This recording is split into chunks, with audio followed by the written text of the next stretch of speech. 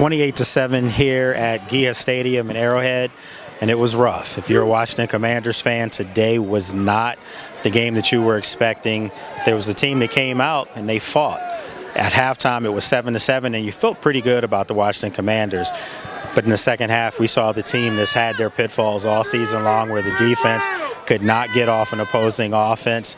And then on top of that, they had some turnovers. They could not sustain any kind of momentum. And it was one of those games that drops the Commanders' record now to 3-5 on the season.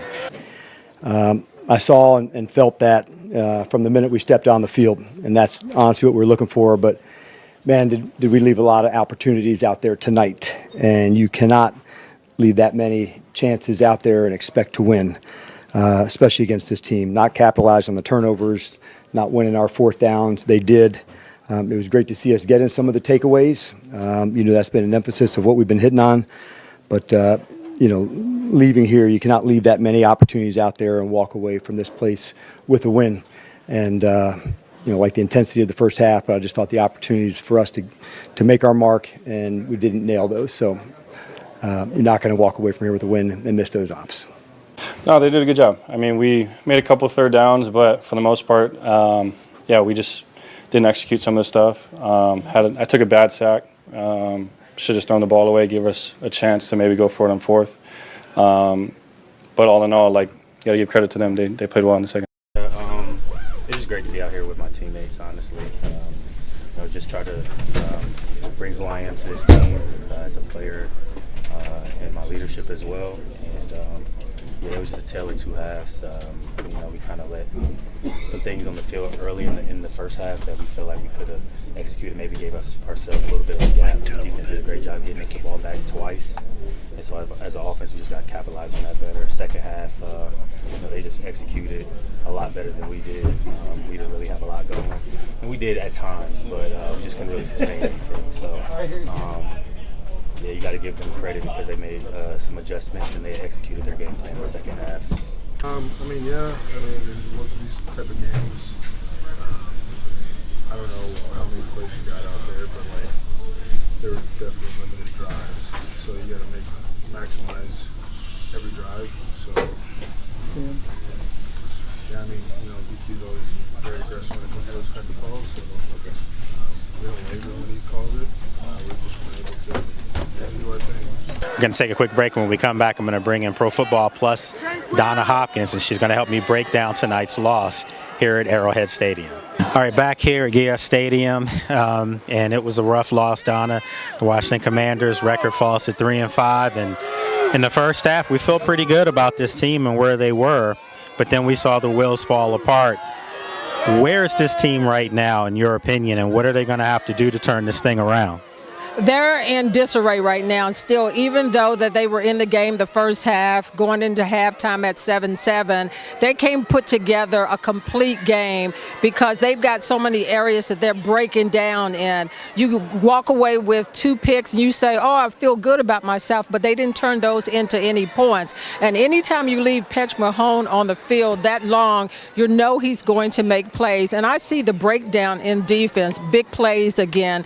And this team has to figure out the offense has to be the defense right now, and they're not that right now because they're not scoring the points. And then Terry may be hurt again, so you lose your wide receiver. But I see them not being able to run the ball. That's supposed to be their strength. This team right now is just in a downfall right now. You hate to say that, but they still have opportunity to move forward in this season. It's not over yet, but if they don't turn the ship around, they're going to continue to sink. Well, we will say, to remind you, that Jaden Daniels did not play. I'm not sure if Jaden would have made a huge difference because Marcus Mariota did not play poorly at all. But again, they left those opportunities, as you said, in the first half. They crossed midfield 3 consecutive drives and came away with no points. And you're playing against, a perennial Super Bowl team right here. You knew it was only going to be a matter of time before Patrick Mahomes and company picked it up. And in the second half, the energy that this team came out with, it was not there. And then you saw Patrick Mahomes go to work, and you saw Kansas City's defense start to put pressure on Marcus Mariota. Yeah, and you know what? They can't use injuries as an excuse because, as Bobby Wagner said after the game, everybody has injuries right now. And like you said, I thought Marcus played pretty good. He had a couple of overthrows, but his receivers have to catch the balls. It was some balls that he threw right into the hands of receivers, and they dropped the ball. And that's what I'm seeing overall. Execution is not there. And I thought the play calling has to be a little stronger, too. I mean, they go away from the run, but when you get down like they did in the second half, you've got to throw the ball to make up some things. So right now, again, pieces are not fitting together in the puzzle. And this coaching staff, the rah during the week, Lake, was okay. But you've got to come out on the field and execute game day. And that's not what they're doing. They're not turning practice into game situation where we're seeing a winning product. Yeah, it seems like they had some costly mental errors as well. Remember in the second half, Quan Martin had an unnecessary roughness. It wasn't needed. And then later in the game, Johnny Newton did the same thing where he threw Patrick Mahomes down right here in this end zone. Just don't need those kind of plays. And the irony is that these weren't things that were happening to this team last year. I know it's a different year, different sign, but they just seem like they're lacking self-discipline, and it's starting to show up. Yeah, one thing about this year, Lake, everybody looked at what you did last year. It doesn't matter what you did last year. This was going to be a new season with harder teams that you're going to have to face. And they had film on you just like you got film on them. And to me, they haven't made that second-year step forward. Although Jaden has been hurt, 3 times this season where he hasn't played. But you've got to be able, those other guys. What did Coach Quinn say? Next man up. And competition, he preaches that. With that competition, we're not seeing those guys elevate to the next level, and that's hurting this team. And now they're on a 3-game skid, and they got hard teams ahead of them as far as Seattle and then the Detroit Lions. And again, they've got to figure out how to shake this feeling. Like, once you start losing, you got to get over that mentality of, oh man, here we go. And it's hard. 2 games coming up, as you said. Seattle Seahawks, a playoff-looking team. Detroit Lions, a team that's going to have vengeance in their eyes because Washington knocked them out the playoffs last year. I'm going to come out and say this, Donna. The next 2 games are going to determine this team's season. Season's not over, but if you were to lose these next 2 games before we go to Madrid, to Spain, to play the Dolphins, who at this point right now, I couldn't even tell you that they're going to beat the Dolphins at this point the way they're playing. If they split maybe over the next 2 games, then maybe there's some hope. But if they were to lose the next 2 games, the season may be done. Hey, they got to win the next 2 games, not split. They got to win the next 2 games because right now they're at 3 wins, 5 losses, and then you lose 2 more. In the conference, by the way. This will be 2 conference games. Yeah, and so you're talking about already in the hole in the conference right now. And so I'm not even giving them just split. Right now, it's dire situation. And you hate to say that at this stage, but the way they're playing right now, it's dire situation. It's call out life support because they're on life support now. Emergency. That's what's it right now because it's a must win these next 2 games.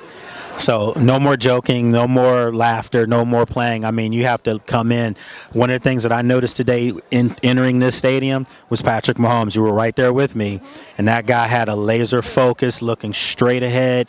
All their players came in. No chatter. They just were laser focused. Can't say the same, for the team that I saw coming in. And that's the difference between a team that expects to be playing in the Super Bowl every season and a team on the other side that's trying to put it all together. If anything, Washington should walk out of this stadium knowing what it is going to take for them to go to the next level, and they're not there right now. They should have known that last week when they got beat up by Dallas, and then you come in here, you knew it was going to be a game where you had to play perfect all the way around, and this team did not do that. And I'm not for sure what the coaches at this stage needs to do to shake this in the players as far as you got to go out there and play at the highest level. And sometimes we're not seeing that. They said, let's not think too much. We just have to go out and have fun and play loose.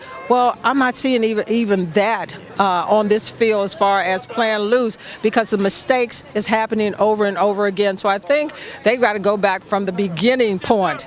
And I think that practices are too easy. I don't know. We're not in there, but I think that it needs to be some hitting in practice. And hopefully Exactly. Or at least maybe back when you go back to training camp, because we see all these soft tissue injuries, lower extremity injuries, and to me, I'm not a doctor. I don't want to come out and say, but you do want to possibly think that maybe some of these guys needed more work, because right now it's showing, and they just look sloppy right now.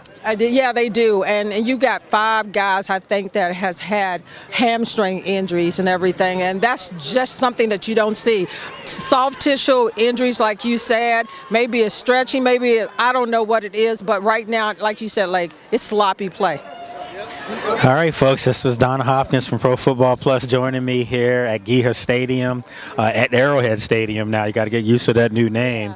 So, look, we're going to take a break. When we come back, I'm going to wrap up tonight's, another tough loss for the Washington Commanders. Drops their record to 3-5. So we'll be back with the final wrap-up. So 28-7 loss for the Washington Commanders, drops their record to 3-5. And again, as we said last week, we're going to find out what this team is made of. Are they going to be a team that's going to lay down, or are they going to keep fighting? They've got 2 tough conference games coming up against the Seattle Seahawks at home, and then also the Detroit Lions. So it's not going to get any easier. And if you're the Commanders, as Donna said earlier, you've got to win these next 2 games. Personally, I think if you can split, you still have a salvageable season. But if they were to lose these next 2 games, it's going to be tough sleddings for the Commanders. So here at GEHA Stadium for CBS 6 Sports, I'm NFL insider Lake Lewis Jr.